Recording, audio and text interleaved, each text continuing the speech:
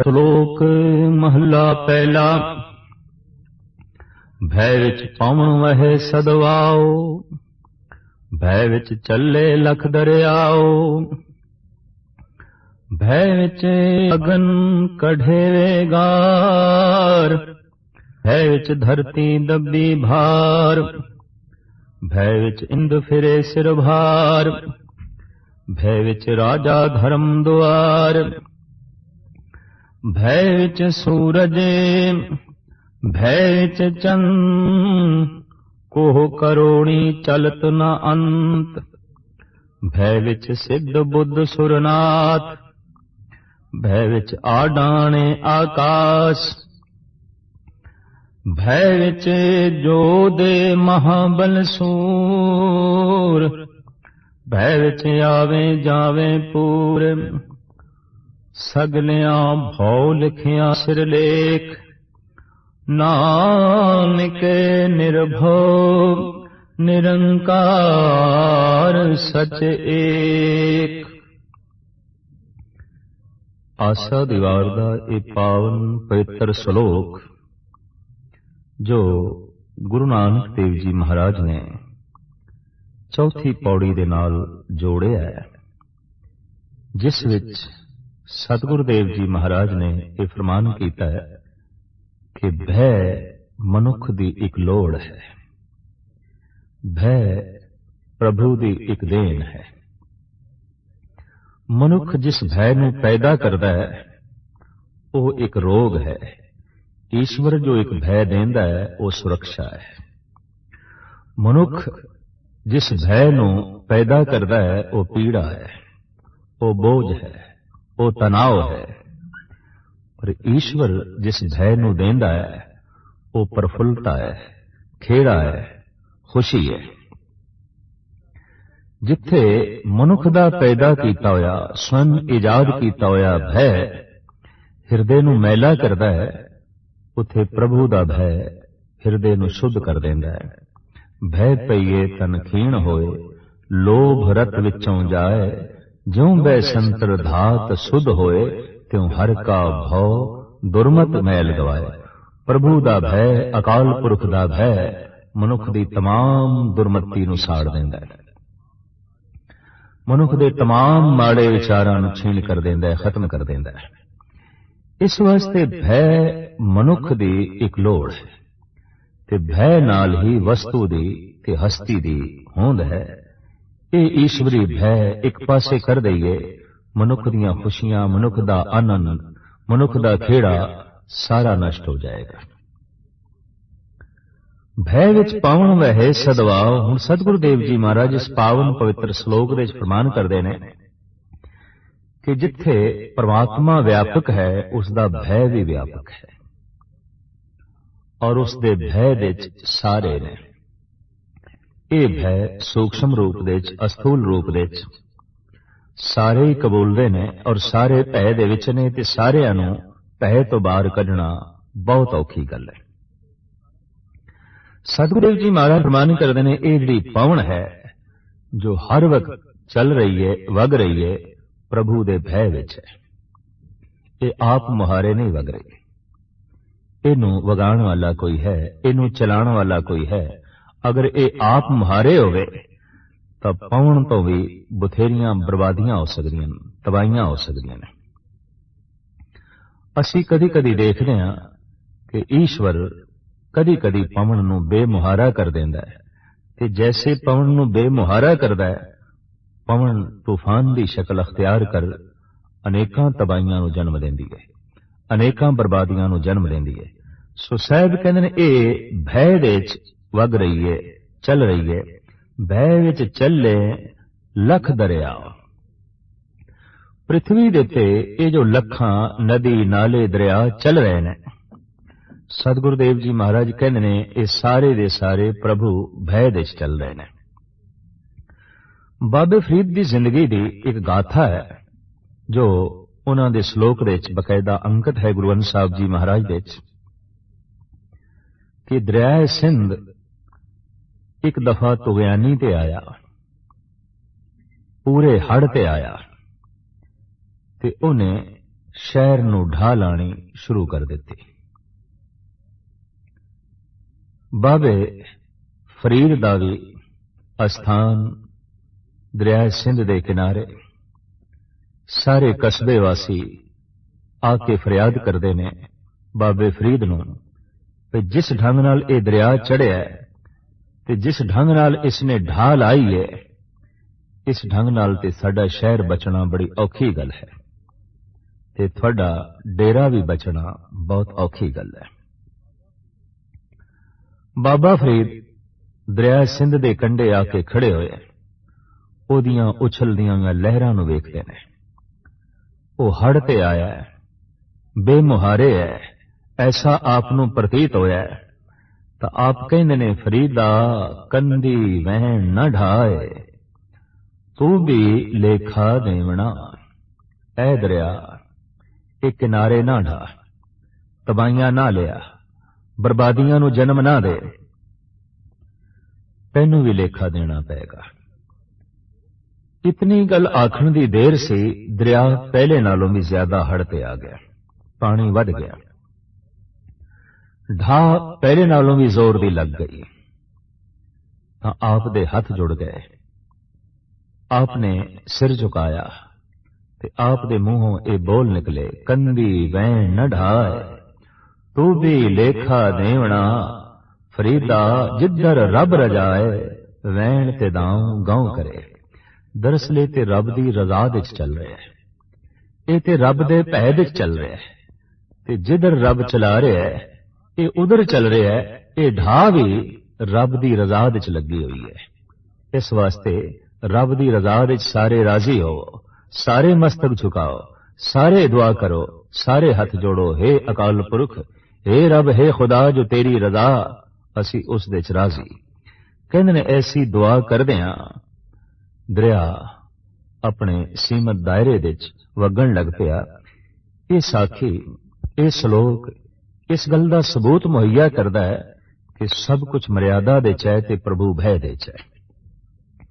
साहिब कहंदे ने अनंत दरिया, ये लखां नदी नाले सब भय विच चल रहे ने, भय विच अगन कड़े वेगार। ये जो अग्नि सेवा कर रही है तरह तरह की, अजोके युग दे ते अगन दी बहुत वड्डी सेवा है। रेलां मोटरां गड्डियां अग दे आसरे ते चल रही ने, और इस तो इलावा बड़े बड़े कारखाने अग दा ही इस्तेमाल कर रहे ने। मनुख दे शरीर दे पाचन शक्ति ते जिंदगी देण दा कम अग कर रही है। अग बहु पक्षी सेवा दे जुटी हुई है। साहिब कहंदे ये भी भय दे च है, अगर ये मर्यादा च ना होवे, भय दे च ना होवे, ते ऐसा भी हो सकता है अग ठंडी हो सकती है। अग सेक देण दी थां ते ठंड देण लग पवे, ते जे अग ठंड देण लग पवे तां अग अग ही ना रही, अग दी जो सेवा है वो सेवा ही ना रही। तो सतगुरुदेव जी महाराज कहंदे ने इत्थे जो अग्नि है ये भी प्रभु दे भय दे चल रही है। कहंदे ने कबीर दे घर नूं जद अग लगी ते घर सारा जल के खाक होया, खड्डी भी जल गई, कपड़े भी जल गए, साजो समान सारा जद घर दा जलिया। ते आप कहंदे ने आपे पावक आपे पवना, जारे खसम ता राखे कवना। हे खसम, अज तू मेरे घर दे च आया है अग दे रूप विच, अज तू मेरे घर दे च आया है पवन दे रूप विच, ते जद तू ही मेरा घर साड़ना है ते बचाएगा कौन? जद तू ही अग है ते मेरे घर नूं लगी है, हे प्रभु हुण होर कौन रखवाला होवेगा, हुण होर कौन बचावेगा? अग दे विच भी अकाल पुरख दा रूप वेखना, भाव उदी रजा वेखना, उदा हुक्म वेखना, अग नूं भी प्रभु दी मर्यादा दे विच वेख के भगतां दी एक दृष्टि होंदी है, ये भगतां दी एक सोचनी होंदी है। तो सतगुरुदेव जी महाराज कहंदे ने भय विच अगन कढ़े वेगार, भय विच धरती दब्बी भार।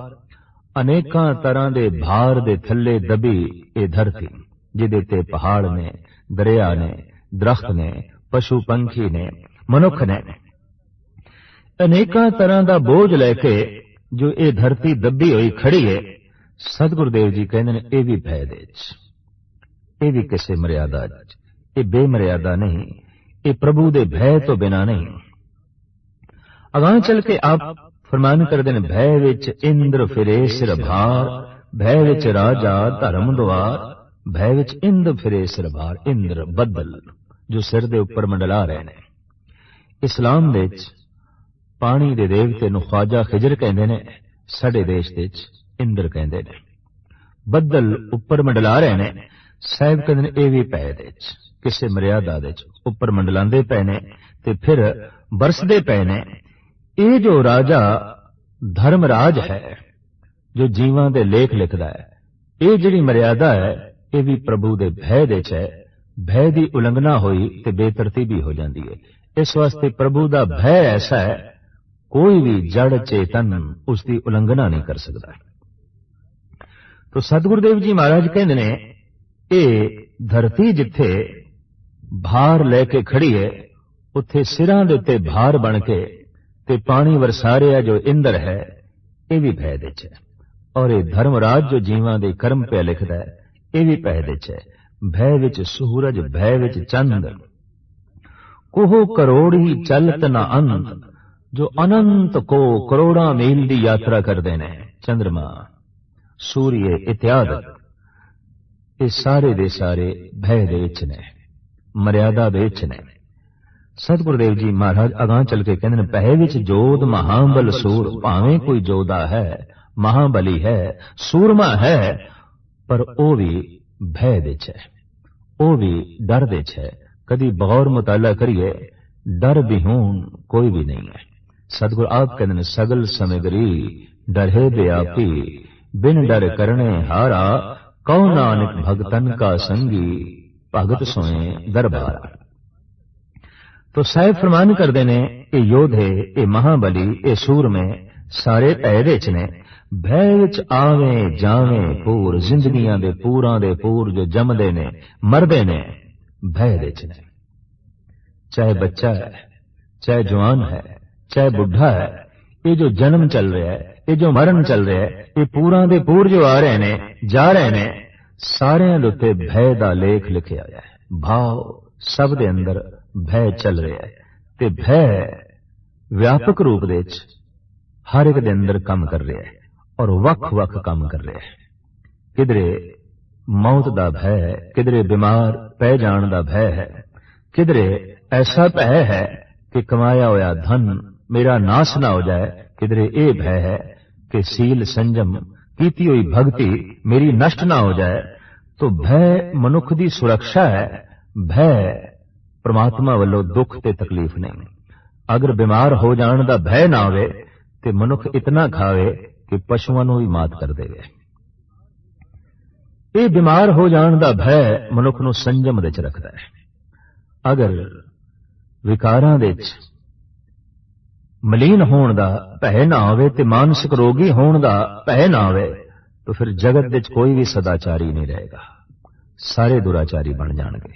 भय करके कोई सदाचारी है, भय करके कोई संजमी है, भय करके कोई जोधा है, महाबली है, सूरमा है। दरअसल भय मनुख दी जीवां दी आंतरिक सुरक्षा है, न कि एक पीड़ा है, न कि एक दुख है। तो साहिब फरमान करते ने, भय विच राजा धर्म द्वार, भय विच सूरज, भय विच चंद, को करोड़ी चलत न अंत, भय विच सिद्ध बुद्ध सुरनाथ। जीवन नू भय दे च रख के, प्रभु भय दे च रख के कोई सिद्ध बनया है, कोई बुद्ध बनया है, कोई देवता बनया है, कोई नाथ बनया है। रब्बी भय नू एक पासे कर दईए, ना कोई देवता बन सकता है, ना कोई नाथ बन सकता है, ना कोई बुद्ध बन सकता है, ना कोई सिद्ध बन सकता है। सिद्धियां प्राप्त होंदियां ने दरअसल प्राकृतिक परमात्मा दे भय नू मन के। बुद्ध प्राप्त होंदी है अपने आप नू मर्यादा दे च रख के, प्रभु भय नू मन के। और इसे तरीके नाल आत्म प्रकाश दा चानना हो जाता है, दीवा जल जाता है, मनुख देवता बन जाता है। पर बनन दा ढंग है प्रभु दा भय। कोई नाथ बन जाता है, भाव अपने जीवन नू नथ पा लैंदा है, सारियां इंद्रियां नू नथ पा लैंदा है, नाथ बन जाता है। तां इह प्रभु भय तो बिना इतनी उच्च पदवी दा प्राप्त करना कठिन है। भय विच आडाणे आकाश, ये जो तने हुए आकाश, ये जो व्यापक रूप दे खड़े ऊपर आकाश ने, सच गुरुदेव जी महाराज कहते हैं यह भी भय दे च ने। भय विच जोध महाबल सूर, भय विच आवे जावे पूर। महाराज फरमान करते ने कि जितने सूरमे ने महाबली ने ये भय दे च ने ते सारियां ही जीवां दे सिर दे उत्ते भय दा लेख बकायदा तौर ते लिखिया होया है। कोई ऐसा जीव नहीं जिहदे मत्थे दे उत्ते ये भय दा लेख लिखिया होया नहीं। आखिर कोई ऐसा भी है जिहदे मत्थे ते ना होवे? तो महाराज कहंदे हाँ, सगलियां भौ लिखिया सिर लेख, नानक निर्भव निरंकार सच एक। महाराज कहंदे निर्भव भय तो रहत ते केवल ओही है जिहड़ा आकार तो रहत है, और केवल वो इक्को एक परिपूर्ण परमात्मा है जो आकार तो रहत है, भय तो रहत है। जद कोई प्रभु दा भय मन लैंदा है तां फिर संसार विच निर्भय हो जांदा है ते प्रभु दा भय उसनूं शुद्ध कर दिंदा है, प्रभु दा भय उसनूं निर्मल कर दिंदा है, प्रभु दा भय आत्मिक आनंद तक ले जांदा है। इस वास्ते प्रभु दा भय मनुख मात्र दी एक लोड़ है, एक सुरक्षा है और एक बहुत वड्डी दात है जो जीवां दी झोली च परिपूर्ण परमात्मा ने पाके रखी है। मौत दा भय है, पशु पंखी कीड़े मकोड़े अपने आप नूं सुरक्षित थां ते ले जांदे ने, अपने आप नूं बचाण दी कोशिश करदे ने। ये भय जे सारियां दे च ना होवे तां ना कोई अपनी तन दी हिफाजत करे ते ना ही कोई अपने मन दी हिफाजत करे। तो भय आंतरिक सुरक्षा है, बैरूनी सुरक्षा है। दूसरा श्लोक साहिब श्री गुरु नानक देव जी महाराज दा, नानक निर्भव निरंकार और केते राम रवाल। निर्भव ते केवल निरंकार है, आकार तो रहत जो परिपूर्ण परमात्मा है। होर कितने राम इत्यादक जो कहे जांदे ने ओते रवाल ने, प्रभु दे चरनां दी खाक ने। भाव ईश्वर दे सामने कुछ भी नहीं है, ये ईश्वर दी कृत ने, ये जगत दे करता नहीं, ये ईश्वर दी कृत है। तो साहिब कहते होर केते राम रवाल, रवाल कहते खाक नूं, होर कितने ही राम प्रभु दे चरनां दी खाक ने। केतियां कन कहानियां केते वेद विचार, कितने ही कृष्ण जी दियां गल्लां आखियां जांदियां ने, कथावां आखियां जांदियां ने, कितने ही वेद विचारक ने। साहिब कहते ने ये सब भय दे च ने, सारे परमात्मा दे भय दे च ने। केते नच्चे मंगते गिड़मिड़ पूरे ताल, कितने ही ऐसे नृत्यकार ने, नचदे ने टपदे ने ताल दे च, पर उन्हां दे अंदर भाव इक्को ही काम करदा है, जगत दे पदार्थ दी मंग। उन्हां दा नचना, उन्हां दा टपना, उन्हां दा ताल दा पूरना केवल दुनियावी मंग ते खड़ा है। अगां चल के आप कहते हैं बाजारी बाजार में आए कढ़े बाजार। इस तरह दे जेड़े नाटककार ने, नचण वाले ने, मंगते ने, बाजार विच आके तमाशा करदे ने और तरह तरह दे कौतक वो जगत नूं विखांदे ने, और कौतक विखांदे आया कुछ गाउंदे ने। की गाउंदे ने? गावे राजे राणियां बोले आल पताल। गांदे ने राजे राणियां दे किस्से, गीत गांदे ने, महिमा गायन करदे ने राजियां दियां, राणियां दियां, और बोले आल पताल ऐसा बोलदे ने कि जैसे पाताल तो आवाज आ रही होवे, आकाश तो आवाज आ रही होवे, भाव समझ तो परे दी गल। ऐसे बोल बोलदे ने जो समझदे च नहीं आउंदे। गीत गाउंदे ने उन्हां दे जो हो गुजरे राजे ने, हो गुजरियां राणियां ने। लख टकियां के मुंदड़े, लख टकियां के हार। नचण लगिया वो अपने तन नूं सवारदे ने बड़े बेशकीमत गहणियां नाल। बड़े सुंदर कपड़े पहनदे ने, बहुत सोहणे गहणे पहनदे ने, राजियां दी नकल करदे ने, राणियां दा रूप धारण करदे ने, तरह तरह दे गीत गांदे ने, अपने आप नूं इस ढंग नाल सवार के। पर साहिब कहंदे ने जित तन पाईए नानका से तन होवे छार। जिस तन दे ते सुंदर कपड़े पाए जांदे ने, सोहणे गहणे सजाए जांदे ने, तन नूं खूबसूरत बनाया जांदा है, अंत दे च इह तन छार हो जांदा है, मिट्टी हो जांदा है। ज्ञान न गल्ली ढूंढई कथना करड़ा सार। ज्ञान नचण टप्पण नाल थोड़ी मिलदा है, ज्ञान राजे राणियां दे गीत सुनाण नाल थोड़ी मिलदा है।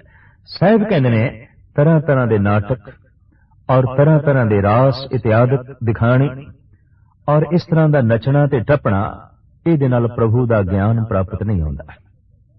इस तरह दी गल्लां दे नाल, इस तरह के गीतां दे नाल ईश्वर का ज्ञान प्राप्त नहीं होता। ज्ञान न गल्लई ढूंढी है, ज्ञान इन्हां गल्लां दे नाल प्राप्त नहीं होता। अनुभव प्रकाश, अनुभवी ज्ञान ईश्वर का कथना करड़ा सार फिर कैसे प्राप्त होता है? महाराज कहते एक कथन करना इतना औखा है जिवें लोहे नूं दंदां नाल चबाना होवे। जैसे लोहे नूं दंदां नाल चबाना अत्यंत कठिन है, इवें प्रभु का ज्ञान जबान दे नाल पूर्ण तौर पर कथन करना औखा है। करम मिले तां पाइए और हिकमत हुक्म खुआर।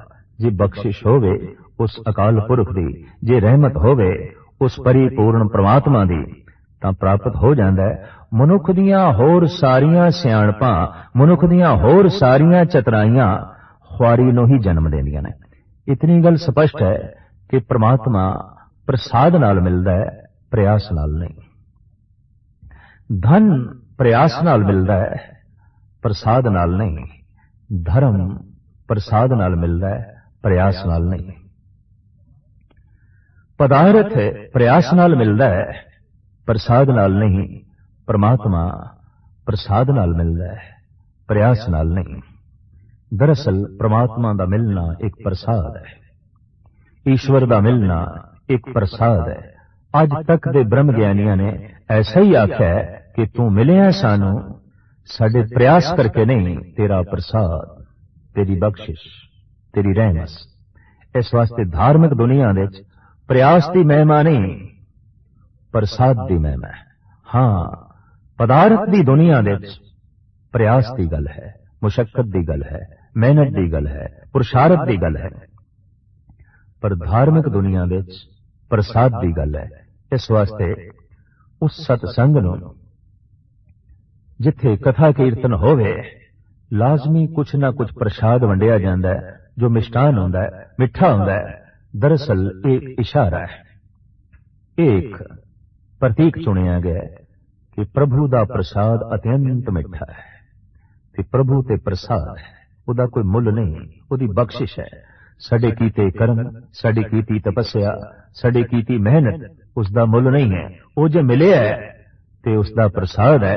पर मेहनत कर करके, तपस्या कर करके ये पता चलता है कि प्रभु प्रयास नाल नहीं मिलता, प्रसाद नाल मिलता है। इस वास्ते साहब कहते ने ज्ञान उपरोक्त गल्लां दे नाल ते नहीं मिलेगा कि किसे राजे दे गीत गा लै, किसे धार्मिक राणियां दे गीत गा लै, नच लिया, टप लिया, रास पेश कर छड्डी, इहदे नाल परमात्मा दा ज्ञान नहीं मिलेगा। किवें मिलेगा? कथना करड़ा सार, ये ते लोहे दे चने चबाने ने। भाव इस छोटी जी जबान दे नाल पूर्ण परमात्मा दी गल आखनी बहुत कठिन है, बहुत कठिन है। ये ते करम मिले तां पाइए और हिकमत हुक्म खुआर। ये ते उसदी बख्शिश होवे ते ज्ञान अनुभव प्रकाश प्राप्त हो जाता है। और सारियां हिकमतां और सारियां जड़ियां चतराइयां ने ख्वारी नूं जन्म देंदियां ने, दुख नूं जन्म देंदियां ने। पौड़ी नदर करे जे अपनी, तां नदरी सतगुरु पाया। एव जीव बहुते जन्म भर में तां सतगुरु शब्द सुनाया। सतगुरु जे वडदाता को नहीं, सब सुनियो लोक सवाया। सतगुरु मिलिए सच पाया, जिन्नी विचों आप गवाया। जिन्नी सचो सच बुझाया। इस पौड़ी विच साहिब श्री गुरु नानक देव जी महाराज फरमान कर रहे हैं, जे ओ अपनी बख्शिश करे, रहमत करे, ते उसदी सब तो वड्डी रहमत दा सदका बहुत वड्डी प्राप्ति होंदी। किसदी? सतगुरु दी। कोई सतगुरु मिल पैंदा है, ज्ञान मिल पैंदा है, सत दा प्रकाश मिल पैंदा है। ये सब तो वड्डी बख्शिश है और ये सब तो वड्डी प्राप्ति है। इहो जी बहुते जन्म भर में तां सतगुर शब्द सुनाया। बहुत जन्म तक जीव भटकदा रहा, जमदा रहा, मरदा रहा। आखिर इस जन्म मरण दे गेड़े च पै रहे इस जीव दे उत्ते प्रभु दी बख्शिश होई। कढिए इस नूं गेड़े दे चों, कढिए इस नूं चक्कर दे चों, तां कि सतगुरु दा मिलाप करा दिता ते सतगुरु तो फिर बोल सुने। ਤਾਂ ਸਤਿਗੁਰ ਸ਼ਬਦ ਸੁਣਾਇਆ। ਤਾਂ ਫਿਰ ਸਤਿਗੁਰ ਦਾ ਸ਼ਬਦ ਸੁਣਿਆ, ਸਤਿਗੁਰ ਦੀ ਵਿਚਾਰ ਸੁਣੀ, ਸਤਿਗੁਰ ਦੇ ਬੋਲ ਸੁਣੇ। ਸਤਿਗੁਰ ਮਿਲਿਏ ਸੱਚ ਪਾਇਆ, ਜਿਨੇ ਵਿੱਚੋਂ ਆਪ ਗਵਾਇਆ। ਸਾਹਿਬ ਕਹਿੰਦੇ ਨੇ ਜੈਸੇ ਸਤਿਗੁਰ ਦਾ ਸ਼ਬਦ ਸੁਣਿਆ, ਇੱਕ ਤੇ ਬੋਧ ਹੋਇਆ ਕਿ ਅਸੀਂ ਬਹੁਤ ਜਨਮ ਤੱਕ ਭਟਕਦੇ ਰਹੇ ਹਾਂ। ਸਤਿਗੁਰ ਦਾ ਸ਼ਬਦ ਪਹਿਲਾ ਬੋਧ ਇਹੀ ਕਰਾਂਦਾ ਹੈ, ਕਿਉਂਕਿ ਜੈਸੇ ਸਤਿਗੁਰ ਦਾ ਮਿਲਾਪ ਹੁੰਦਾ ਹੈ ਤਾਂ ਇਹ ਬੋਧ ਹੁੰਦਾ ਹੈ ਕਿ ਬਹੁਤ ਜਨਮ ਭਟਕਦੇ ਰਹੇ ਹਾਂ। ਸਤਿਗੁਰ ਦਾ ਸ਼ਬਦ ਜਦ ਸੁਣਿਆ ਤਾਂ ਫਿਰ ਦੂਜਾ ਬੋਧ ਇਹ ਹੋਇਆ ਕਿ ਸਤਿਗੁਰ ਜੇਵੜ ਦਾਤਾ ਕੋ ਨਹੀਂ, ਸਭ ਸੁਣਿਓ ਲੋਕ ਸਵਾਇਆ। ਇਹ ਜਗਤ ਦੇ ਸਾਰੇ ਲੋਕੀ ਸੁਣੋ, ਸਤਿਗੁਰ ਤੋਂ ਵੱਡਾ ਹੋਰ ਕੋਈ ਦਾਤਾ ਨਹੀਂ। ਉਹ ਗਿਆਨ ਦਾਤਾ ਹੈ, ਉਹ ਪ੍ਰਮਾਤਮਾ ਦੇ ਪ੍ਰੇਮ ਦਾ ਦਾਤਾ ਹੈ, ਉਹ ਪ੍ਰਮਾਤਮਾ ਦੇ ਮਾਰਗ ਦਾ ਦਾਤਾ ਹੈ। ਇਸ ਵਾਸਤੇ ਕਹਿੰਦੇ ਨੇ ਮਾਂ ਬਾਪ ਜੀਵਨ ਦਿੰਦੇ ਨੇ, ਮਾਂ ਬਾਪ ਜਨਮ ਦਿੰਦੇ ਨੇ, ਗੁਰੂ ਜੀਵਨ ਦਿੰਦਾ ਹੈ। ਮਾਂ ਬਾਪ ਤਨ ਦਿੰਦੇ ਨੇ, ਗੁਰੂ ਆਤਮ ਪ੍ਰਕਾਸ਼ ਦਿੰਦਾ ਹੈ। ਮਾਂ ਬਾਪ ਜ਼ਿੰਦਗੀ ਦਿੰਦੇ ਨੇ, ਗੁਰੂ ਜ਼ਿੰਦਗੀ ਸਫਲ ਕਰਦਾ ਹੈ, ਗੁਰੂ ਜ਼ਿੰਦਗੀ ਪੂਰਨ ਕਰਦਾ ਹੈ। तो इस तरीके नाल मां बाप नालों भी महान है गुरु। और साडे देश विच करीबन करीबन तमाम रिश्तियां दे चों गुरु दा रिश्ता सब तो उच्चा मनिया गया, सब तो महान मनिया गया, क्योंकि केवल जन्मदाता नहीं, वो जिंदगी दाता है। वो सिर्फ जिंदगी देंदा नहीं, जिंदगी नूं सफल करदा है। जिंदगी मिल गई केड़े कम दी अगर सफल नहीं हुई है। जन्म मिल गया ते जे जीवन दी जांच नहीं आई तो ऐसा जन्म केड़े कम दा। तो गुरु दी बहुत वड्डी ए बख्शिश है। महाराज कहते सतगुरु जेवड़ दाता को नहीं, सतगुरु जैसा होर कोई भी दाता नहीं। ए जगत दे सारे लोकी गौर नाल जो है सुन लो। सतगुरु मिलिए सच पाया, जिन्हें विचों आप गवाया। सतगुरु दे मिलाप दा सदका साधना करदियां होया जिन्हां ने अपने आप दे चों आपा भाव गवा छड़िया, अहंकार गवा छड़िया, उन्हां नूं सच दी प्राप्ति हो गई, उन्हां नूं सच दा मिलाप हो गया। ते फिर सतगुर ने जिन सचो सच बुझाया, उन्हें ऐसी बूझ बुझा दी कि ये सच है, ये सच है। जीवन दे हर पक्ष दे, जीवन दे हर पहलू दे सच नूं वेखण दी जांच आ गई, सच नूं मनण दी समर्था मिल गई, सच नाल जुड़न दा ढंग आ गया। संसार नूं वेखना होर गल है, संसार दे सच नूं वेखना होर गल है। पदार्थ नूं वेखना होर गल है, पदार्थ दे सच नूं वेखना होर गल है। बंदे नूं वेखना होर गल है, बंदे दे सच नूं वेखना होर गल है। सूरज चंद तारियां नूं वेखना होर गल है, सूरज चंद तारियां दे सच्चाई नूं वेखना, हकीकत नूं वेखना, सच नूं वेखना होर गल है। ते जिन्हों संसार दे सच नूं वेखण दी जांच आ गई, दरअसल संसार दे रहिंदा होया निरंकार दे लीन हो गया। उन्हें जीवन दा मकसद हासिल कर लिया, उसने अपनी जिंदगी सफल कर ली। तो ये जिहड़ी सब तो वड्डी दात है, ये गुरु तो प्राप्त होंदी है। अकाल पुरख दी बख्शिश होई गुरु मिलदा है, गुरु दी बख्शिश होई अकाल पुरख मिलदा है। इस वास्ते इंज कह लईए पूर्ण तौर ते खेल ते सारे दा सारा ये परमात्मा दा है, अकाल पुरख दा है। पर फिर भी उसने विचोला बना रखा है। उसकी जब बख्शिश होंदी है तो फिर गुरु मिलता है, मनुखा तन मिलता है। ये परमात्मा की बख्शिश है कि मनुखा तन दा मिल जाना। ये अकाल पुरख की बख्शिश है कि गुरु दा मिल जाना। ये बहुत उसकी वड्डी बख्शिश है कि सतसंग दा मिल जाना। ते गुरु की ये बख्शिश है कि परमात्मा दा मिल जाना, ईश्वर दा जो है मिल जाना। जिन्हों गुरु मिले है उहदे ते अकाल पुरख की बख्शिश है, पर जिन्हों ईश्वर मिले है उस दे ते गुरु की बख्शिश है, उस दे ते गुरु की रहमत है। तो सतगुरुदेव जी महाराज कहते हैं इस वास्ते सतगुरु तो वड्डा होर कोई दाता नहीं। क्यों कि परमात्मा ने ते गुरु मिलाया ते गुरु ने परमात्मा मिला दिता। समुचे संसार दा वड्डा दाता गुरु ने मिला दिता। इस वास्ते गुरु तो वड्डा दाता होर कोई भी नहीं। इस पौड़ी दे गुरु की महिमा है। ते साहिब कहते गुरु का जिहड़ा ज्ञान है, ये जिहड़ा हासिल करना है, ये राजे राणियां दे गीत नाल नहीं, किसी कहानियां दे नाल नहीं, बल्कि एक महान साधना दे नाल गुरु दा बचन मन के